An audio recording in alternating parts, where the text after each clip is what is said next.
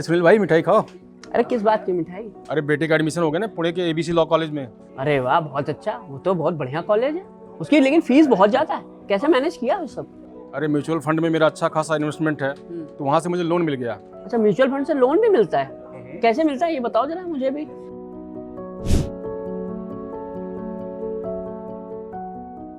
विकास ने साबित कर दिया कि म्यूचुअल फंड केवल निवेश के लिए ही सही नहीं है बल्कि लोन के लिए भी सही है। क्या आप जानते हैं कि विकास की तरह आप भी अचानक खड़ी हुई पैसों की जरूरत को म्यूचुअल फंड से पूरा कर सकते हैं।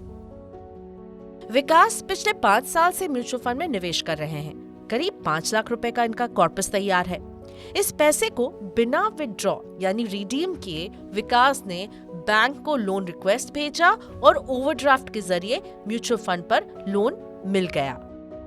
ओवरड्राफ्ट मतलब लोन की एलिजिबल राशि का एक अप्रूवल मिल जाता है जिसे विकास चाहे तो एक बार में यूज कर ले या फिर अलग अलग समय में भी पैसे विथड्रॉ कर सकते हैं। इस ओवरड्राफ्ट में से जितने पैसे का लोन लेंगे उतनी ही रकम पर ब्याज लगेगा।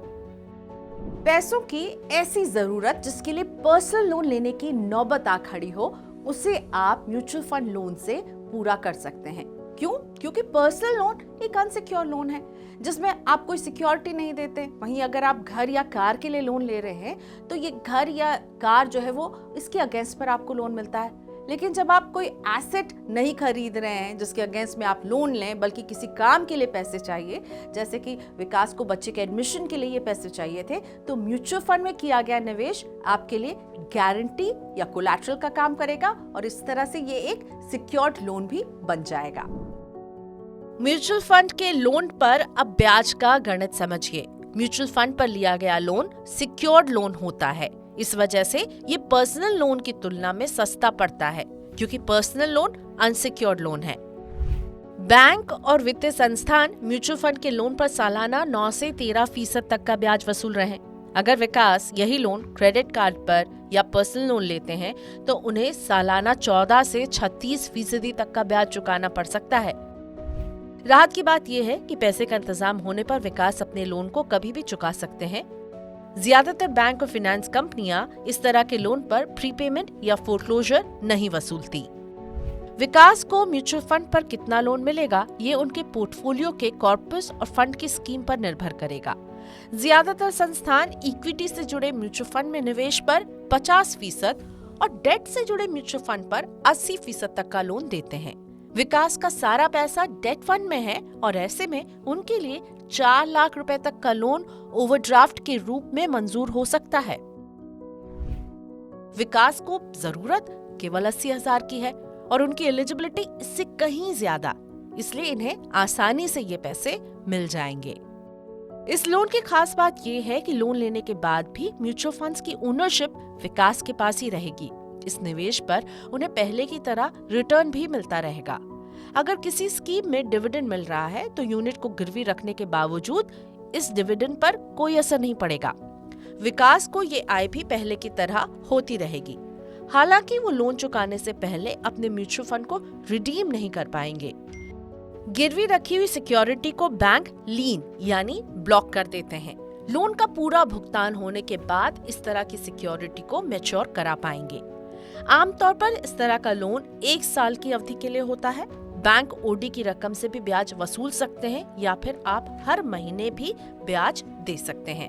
अगर विकास सिर्फ 80,000 रुपए का ही लोन लेते हैं तो उन्हें निश्चित अंतराल पर ब्याज चुकाना होगा।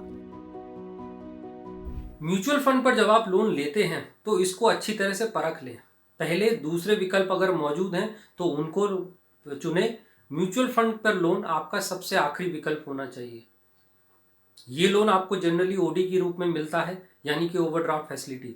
आप जितना यूटिलाइज करेंगे उसके हिसाब से आपको ब्याज देना होगा। लेकिन ये शॉर्ट टर्म लोन होता है। जनरली 1 साल तक आपको म्यूचुअल फंड पर लोन मिलता है। इसके बाद आपको ओडी फैसिलिटी रिन्यू करनी होती है। जितनी बार रिन्यू करेंगे उतनी बार प्रोसेसिंग फीस लगेगी। दूसरा, अगर आपको कैश दिखाई दे रहा है और आपकी ज़रूरत से ज़्यादा है तो आप कहीं ना कहीं उसको यूटिलाइज कर लेंगे। तो नतीजन आप ज़्यादा पैसा यूटिलाइज कर लेते हैं, ज़्यादा ब्याज देते हैं और हर बार जब भी आप रिन्यू करते हैं तो आप जो है कॉस्ट देते हैं। म्यूचुअल फंड पर लोन लेने से पहले इन बातों को जान लें कि इस रास्ते को आपको तभी चुनना है जब आपके पास कोई और विकल्प ना बचा हो। ये लोन किसी खास उद्देश्य के लिए नहीं है, बल्कि व्यक्तिगत जरूरतों को पूरा करने के लिए लें। ऐसी जरूरतें जिसके लिए आपको कहीं और से पैसा नहीं मिल पा रहा है या फिर पर्सनल लोन का ही सिर्फ रास्ता बच रहा है, तो म्यूचुअल फंड पर लोन लेना ज्यादा समझदारी होगी।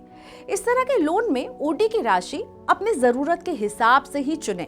बस इसलिए कि आपकी लोन एलिजिबिलिटी ज्यादा है, आप बड़ी रकम का ओडी नहीं बनवाएं, क्योंकि फिर इसे आगे आप ही को तो चुकाना होता है और साथ में खर्चे का भी ख्याल रखना होगा।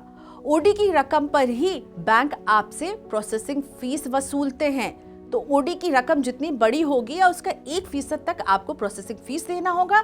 1 साल में जब ओडी को रिन्यू करवाने का वक्त आता है, तब बैंक फिर से आपसे ये शुल्क वसूलते हैं। तो इस खर्चे का भी ख्याल रखें। जब आप म्यूचुअल फंड पर लोन लेंगे तो ये आपको चुकाना होगा।